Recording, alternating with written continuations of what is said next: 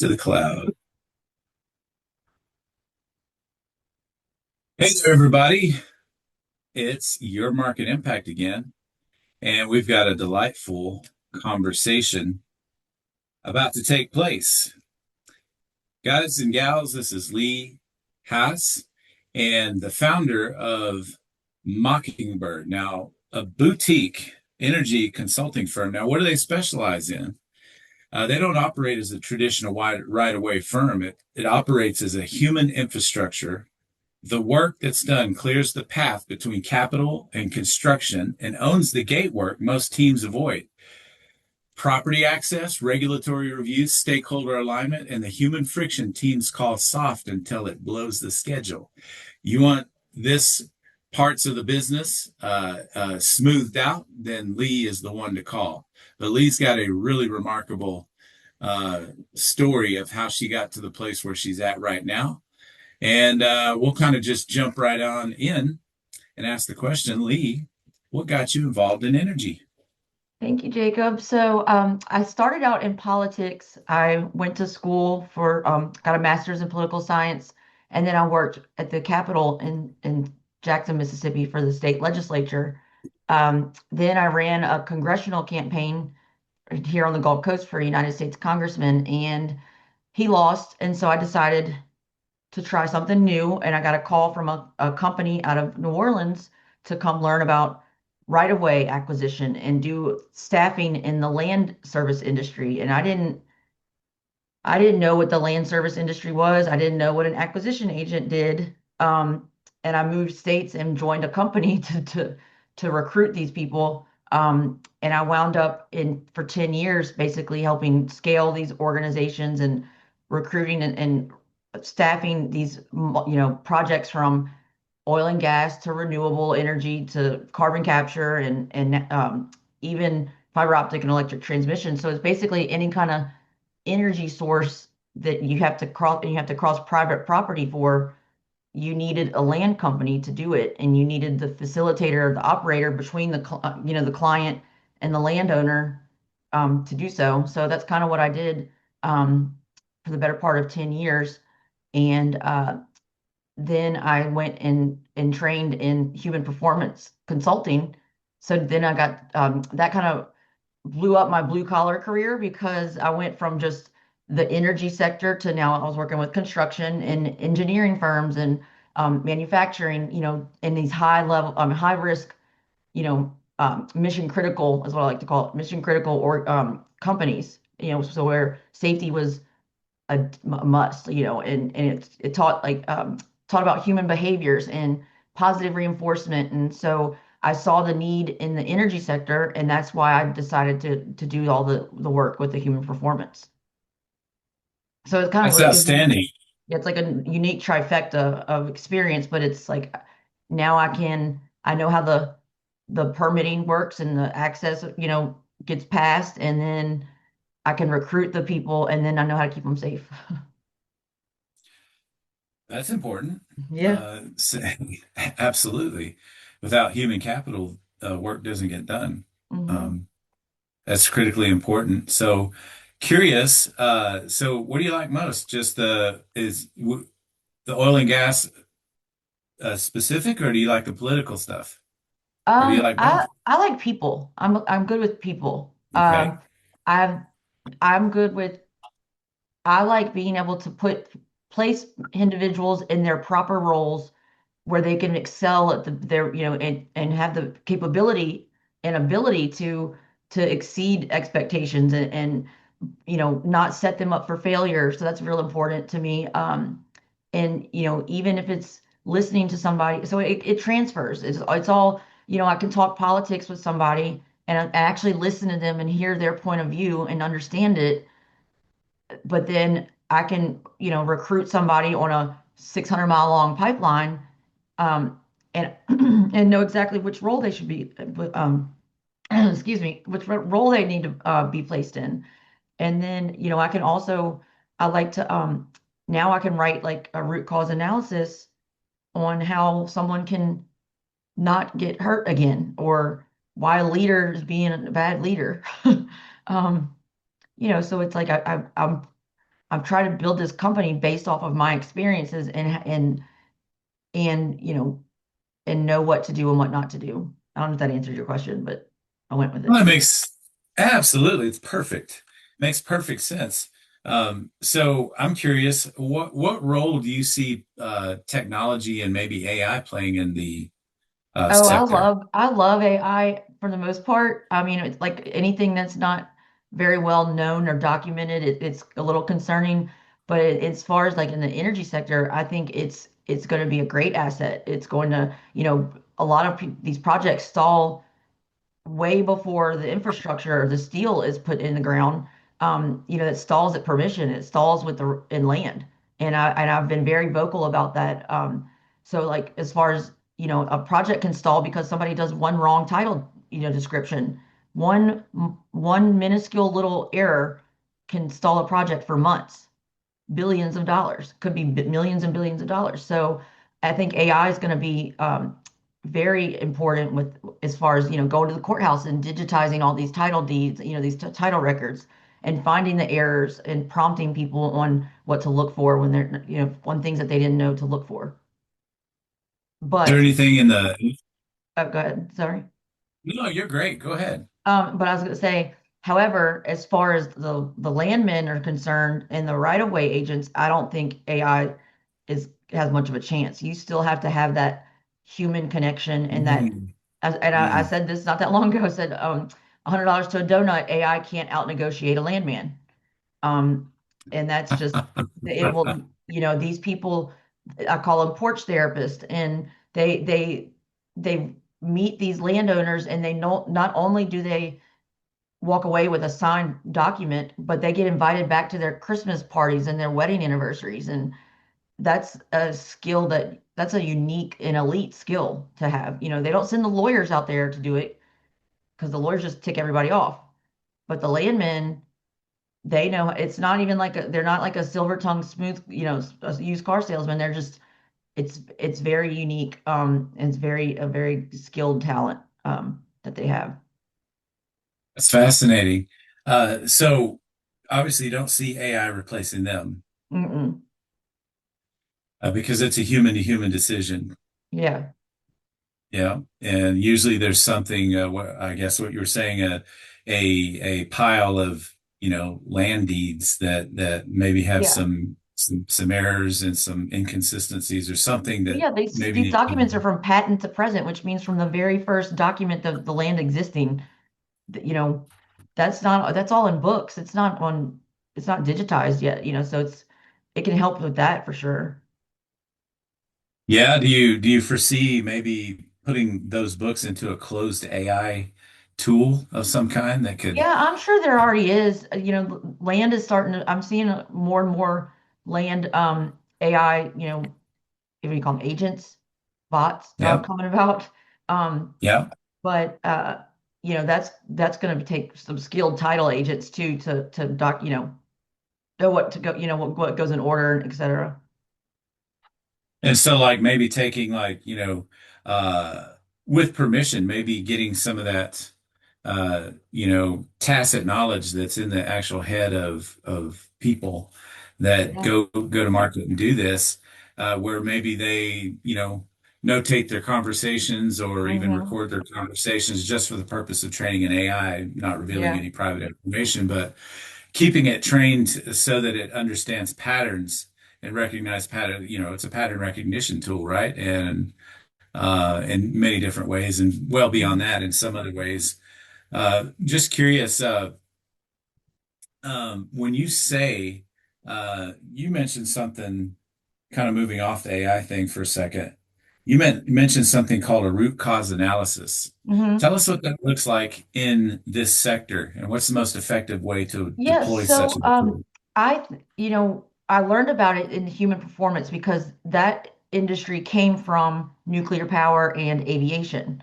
So if you think about it, why don't we have more nuclear meltdowns? Because they are strategic and precise in their behaviors that Mm. keeps a nuclear reactor from melting down. And it's kind of genius if you think about it.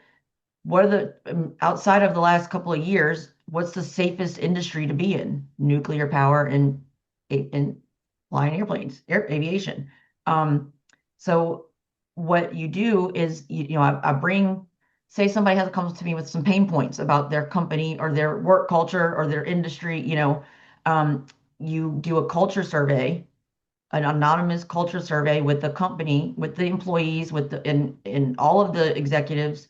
You can do leadership training, and then you hear the pain points and you try to get to the root cause of them. And usually, at least from my experience, it's been largely leadership is usually where the gap is. So it's really just trying to identify, not persecute, but identify where the problem is and then how can we fix it. And the first thing you have to do is talk about it. You have to even admit it exists. Yeah. That's tough to do if you're in a Mhm. position where you have to, lead with certainty, Yeah. right? It's hard to say, I am uncertain about this, Yeah. right? But it's kind of made me That's like, it's kind of put me in a unique spot because I can, because of the training and because of these experiences, I can kind of see it already before, like before I even talk to somebody, before, Mhm. I can read an email or hear a conference conversation, and I'm like, oh wait, I know what's wrong here. Yeah, you can pick it up because you've seen Mhm. it over and over and over, Yeah. repetition of certain patterns and stuff stands out. You mentioned something that is important with respect to leadership. You said leadership gap. hmm Explain what you mean by that. So I'm not out here to say that all leaders are terrible. That's not what I'm saying here. But leadership is the main component that, in my opinion, it affects a work culture, affects a company, the whole organization.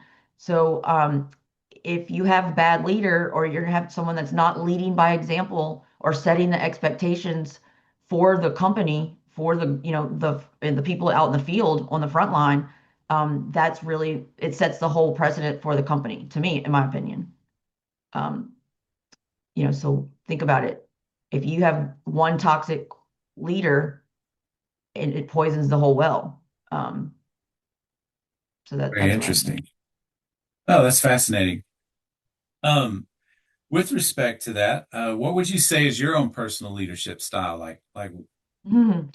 Um, well, I'm just now, I'm still new to it. At least I call myself the reluctant ringleader because I wasn't planning on doing this, but my leadership style, I think now is I'm just honest and I lead by example. So I wouldn't do anything or Mhm. say anything I wouldn't want somebody else to be able to do or say. Now I know sometimes I'm a human still, and we all fall off, but it's really important to me to keep that level of honesty and transparency as upfront as possible. And trusting people. I'm not out to micromanage anyone. You're I trust you until I don't have a reason, until I have a reason not to. Give everybody the ability and set them up to be successful. And then trust that they can Yeah. do it. Um, Nice. talk about, the problems, tell me when I'm doing wrong or when you disagree, and we talk about the issue. We don't just bury it because that's where the problems come from. That's really good. Yeah, with respect to, your own leadership style and then understanding leadership gap and root cause analysis, everything that you've learned in your career with both politics and the actual boots on the ground landman type stuff and all the negotiations and back office type stuff that hmm has to happen.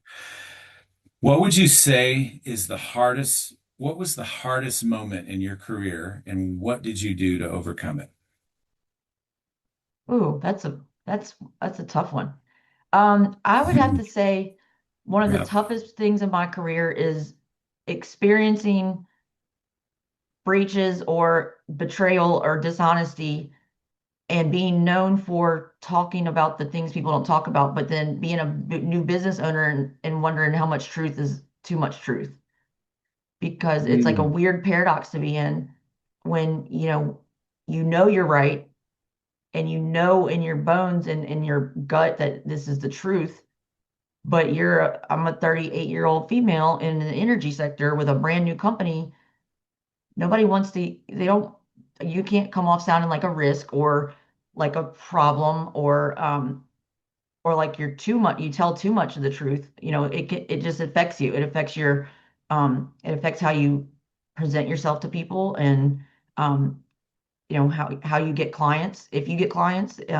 So it's a weird, that's probably the hardest part is walking away from things that when you know you're right. Hmm. Wow. That that to me, that just to me, that sounds hard. Yes, Like it's when you know extreme. you're right, you want to push to make sure that the right thing is accomplished. And that whole idea of walking away from that, wow, that's a challenge. Yeah. So in your career, what do you see as the greatest opportunity of need for advancement in what we've already talked a little bit of technology, but outside of that, what do you see is a greater opportunity for advancement in the career oil and gas as a whole? Yeah. What is it currently missing that you think if it was this way, what's Hmm. currently impossible? Here's a great question. What's currently impossible in the industry that if it were possible, it would change the game overnight? Well, it's not anything new. It's actually the industry has forgotten the people element, the human Mhm. infrastructure, which is why I've been marketing or trying to market that terminology because you know I watched this happen in real time where people got you know they became bill rates and line items on spreadsheets and they quit prioritizing people first. And and it shows in the gaps, it's you put somebody in the wrong role because you have the wrong recruiter in the position doing that part, or it's a whole it's a ripple effect. So you're not putting people in the right roles, and then you're not communicating with the landowners with the right way because you have the people in the wrong roles. You get it. So it's just Yep. forget, and then a lot of companies or the industry, they're scaling so fast, and so they're just finding bodies instead of performers. Wow, uh, that is actually a great, powerful statement. Hey, let's just fill it up with people Yeah. instead of performers that you can Hmm. vet. Wow, that's really interesting. Um, when you mentioned this human infrastructure and the people element, w what would you say would happen if that changed in a dramatic Um, way? What would I happen to think, the industry? well, I've seen it happen. Some of these projects wouldn't fail. I've been on as many as successful projects as I've been on.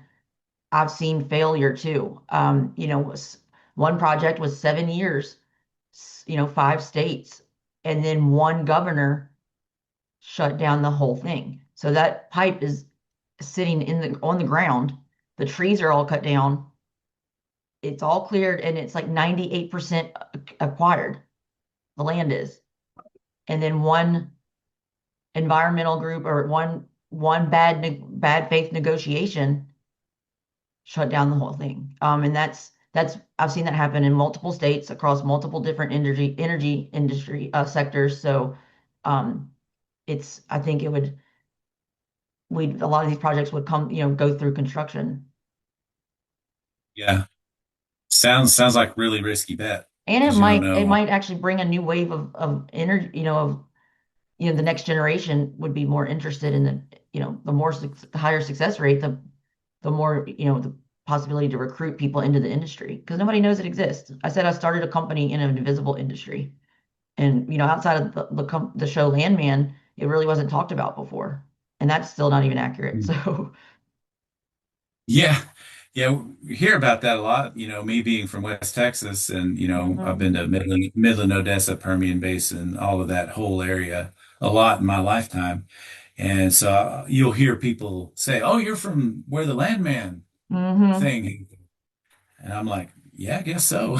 It's like, it's like I kind of been around some folks my whole life, I guess, in Yeah, some way.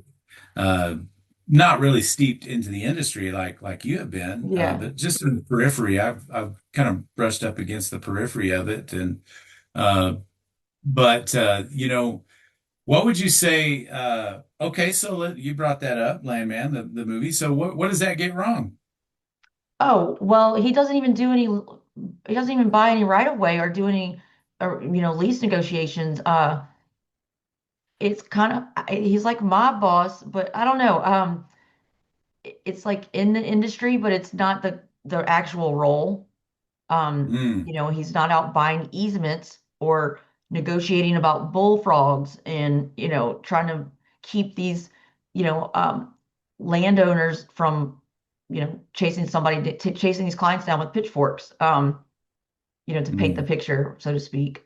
And it's what's weird is I said, like, I didn't stumble into land. I actually came from it because mm, my dad owned a Hass Land Development and Trucking. So I literally grew up in dirt pits and in dump trucks. I had my own CV handle, and I watched how he was with the DEQ and the Army Corps of Engineers long before I even had a driver's license. So, my grandfather, he also had a trucking company, Wesley Hatch Trucking, and he was one of the first linemen hired by Coast Electric down here. So he literally brought electricity to the coast, and then my dad helped clear the road, um, or build the roads that I help. Now I'm helping clear the path. It's weird. So like I was born in dirt, literally. So it's kind born of like in a unique. dirt. Hmm. That's a great concept. Born in Yeah. dirt. Yeah. I always say the That's land does awesome. not lie. Oh, that's interesting. What do you mean by that? The land doesn't lie. It will always tell you the truth. You can rewrite things and you can spin stories, but you get a geologist in there, it'll be able to tell you to the exact accuracy about how old it is, what it's seen, what it's been through, and the truth will always come to fruition. At least that's how maybe I'm a little bit of a poet, but uh, or it just Hmm. real sounds real ominous, but I feel it's true. And the dirt That's is the data. awesome. The dirt is the data. That is great. Um, Speaking of, being somewhat of a poet, I guess, um, and you write some of the most amazing blog posts or social media Thank posts you. that have really great points and tell us about what does that do for you to be able to write about some of the stuff you know? Yeah, so I didn't realize I even liked to write until I went through some call it like my corporate lemony snickets of series of unfortunate events. But when Okay. I was going through this, just life is life, and sometimes it's hard. And I was trying to figure out how to process some of the things I was experiencing, and somebody suggested that I start journaling. So I started journaling just about how to get through all of it, and then I had a couple mentors that read some of it, and they said, "You've got to start posting this." And I said, no. I said, anybody can make themselves a leader on the internet. And I was not, uh, I wasn't for it. And then, one of the mentors, she said, Lee, there's people that have influence and there's influencers in this. You've got influence and people need to know this. This can help. And so I just slowly started putting stuff out there very, you know, meticulously and precise. And then the feedback has been unbelievable. I would get private messages from CEOs of pipeline companies that were just so grateful for being that honest and vulnerable. And it's kind of what has brought me, has opened my scope a little bit with and my exposures. People aren't used to that level of vulnerability. And so you built this trust with each other.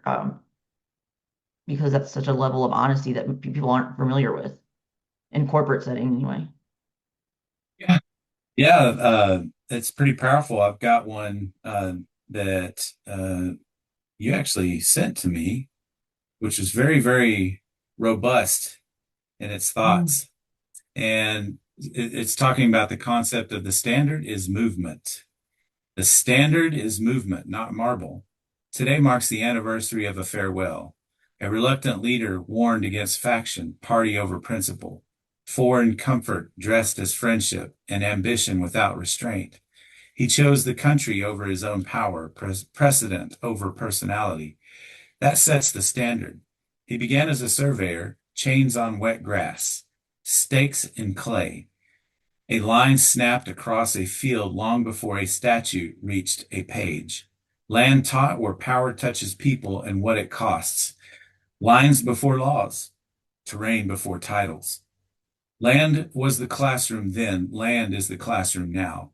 Policy meets property, right of way, title and signatures, neighbors and consequences.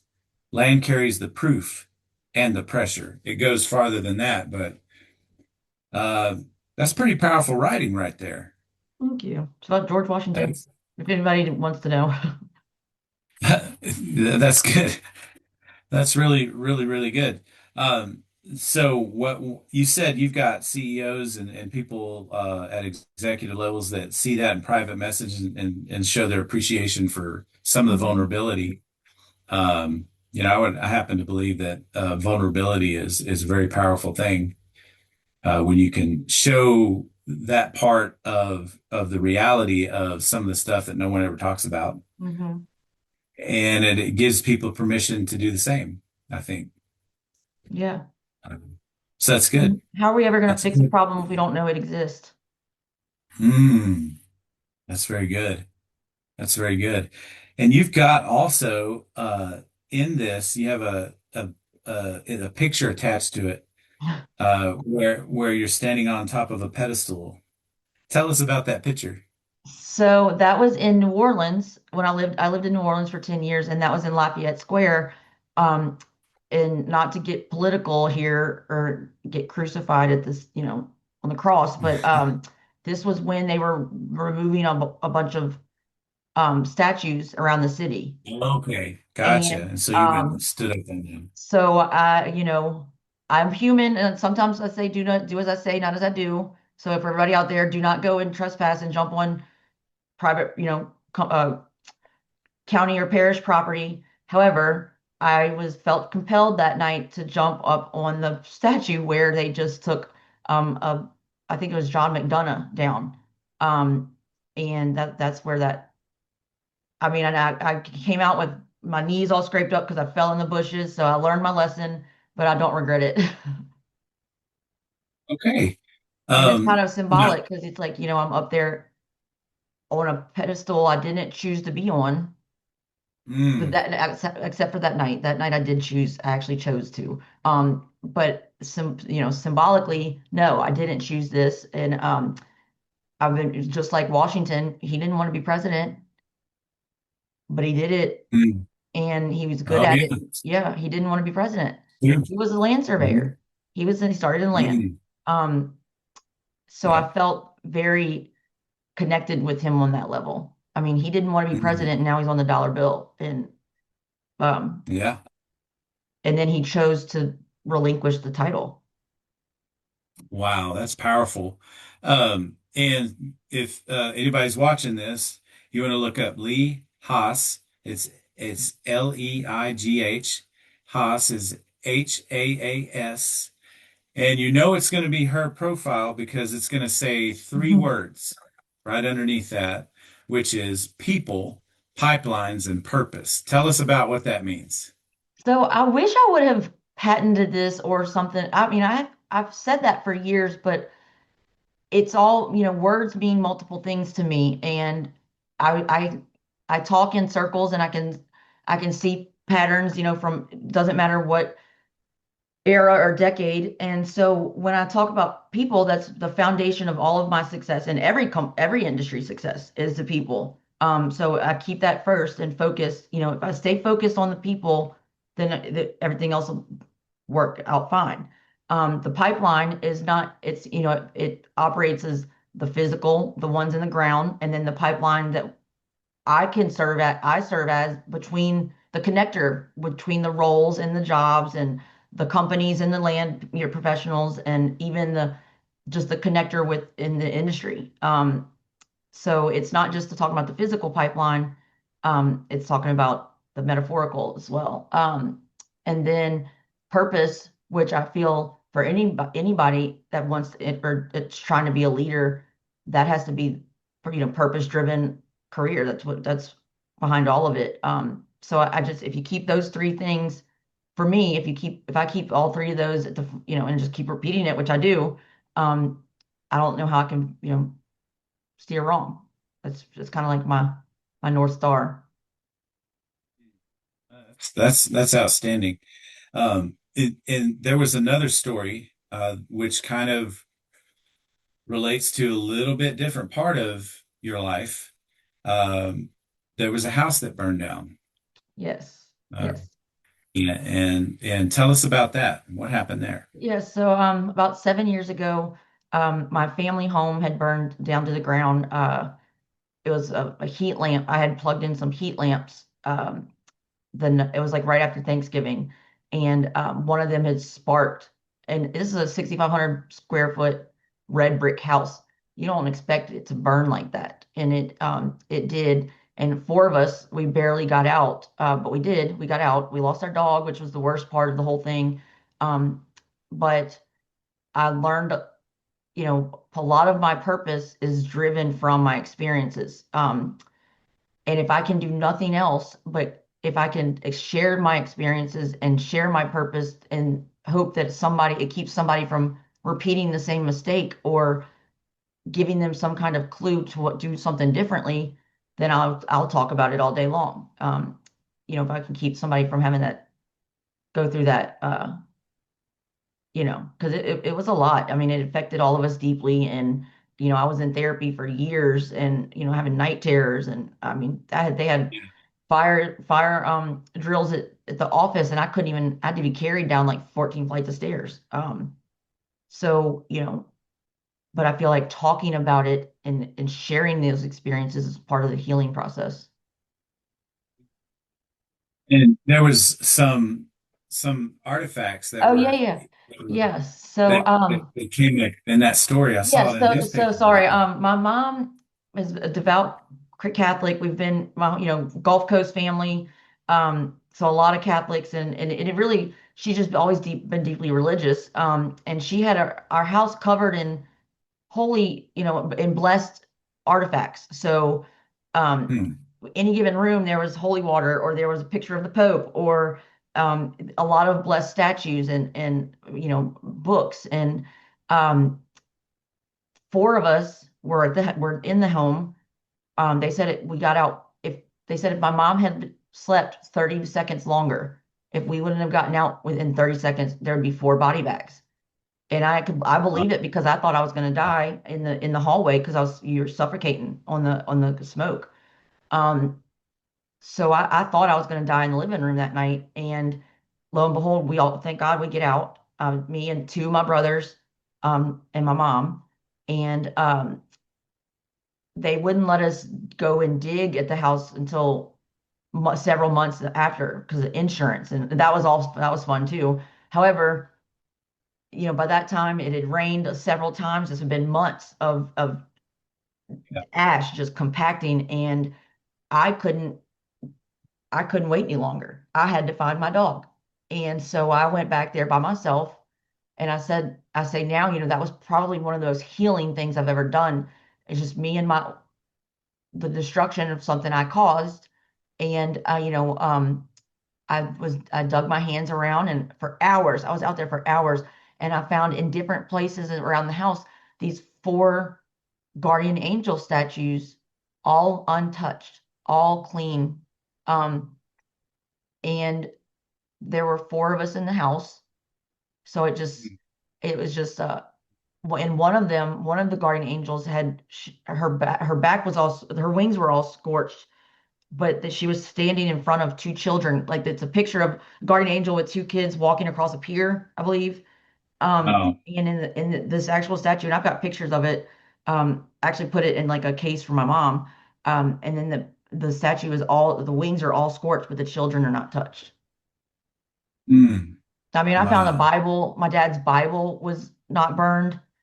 How did that make it I through don't there? know. That's, We don't know because we lost everything possible. oh But my I found a gosh. rosary, like a two rosaries, and these statues, these porcelain statues, not touched. That's that's wild. Hmm. Did you, man, that's a pretty cool story. And you kept those. Did y'all get to keep all those? Oh yeah, yeah, That's yeah. pretty, We kept them, and that's actually, my middle brother is getting married out at the property in April. So, no way. mhm, That's next month. That's right yeah. around the corner. So it's still very much a part of our lives. Wow. Congratulations to him. Mhm. I'm sure that's going to be kind of an emotional experience, probably. Yeah. I said it takes Yeah. some guts to go get married where your house burned down, but if you're that, I mean, you must be Mm. that confident in his decision. Wow, that's really great. And did you ever find your dog? Yes. We this was like right towards the end before they wanted us to tear the rest of the structure down, and there wasn't much left. But I had a bunch of friends drove in from New Orleans, and family came, and it was like a day of digging, and I knew, it was towards the end of the day, it was starting to rain, but I had a feeling I knew where he was. And so I kept digging and digging, and I found him. It was pretty bad emotionally, and but I walked away, and I felt peace though I found him because for months people were sending me pictures of dogs that looked like him, and the Oh shelters were man. calling whenever a blackmouth cur would come in, and Oh so and no. because the two other dogs ran and they got away, um, because he was inside though. And I had my dog, Rooster. So um, the hardest part was not knowing for that long, especially when you're getting hope from, and they're not doing anything wrong. They're just trying to help. But so I got some closure, and he's buried out there next to our other one that we lost, at 18 several years ago. Yeah. Man, what a story. That Yeah. had to have been really tough. And so I'm curious that you've been through that and you've been through several other things and in your life and career. What would you say is the next thing for Lee? I'm just getting started. Um, Hey, I have that's good. Yeah, I don't know if that's the next. I've barely scratched the surface. I've got so much more to give, and I want to lead, in a way that people would be proud of and want to imitate. So, um, what's next for me is I'm not sure, but I'm just getting started.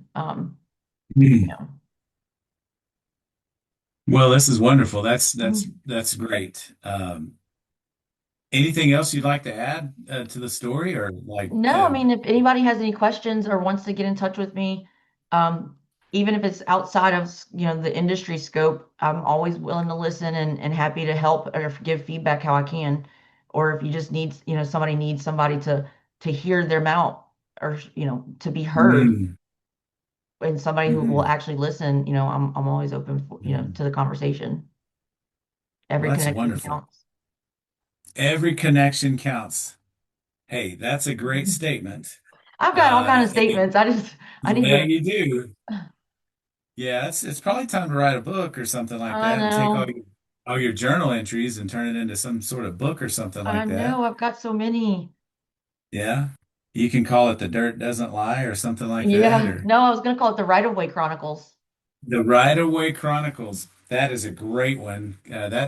Wow.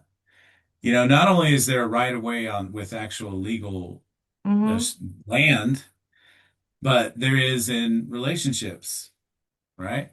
There's right of way. That's like people opening the door, Access. people shutting the door, access. That's right, access. Access is a huge thing, right? So if somebody grants you access, right? That's pretty important, Yeah. and it probably should be stewarded fairly decently, right? Yes. Uh, that's a great concept. The Right of Way Chronicles. All right, you better write this because people are going to be expecting it. And Lee, it's been such a huge honor and a great privilege and a Yes, I'm so blessing to glad I got hear to be this here. story. Yes, absolutely. And folks, don't hesitate to look Lee up. She's all over social media, and you can see some of her great writing, and more importantly, hear the essence of her story centered around people, pipelines, and purpose. Lee, thank you very much. Thank you.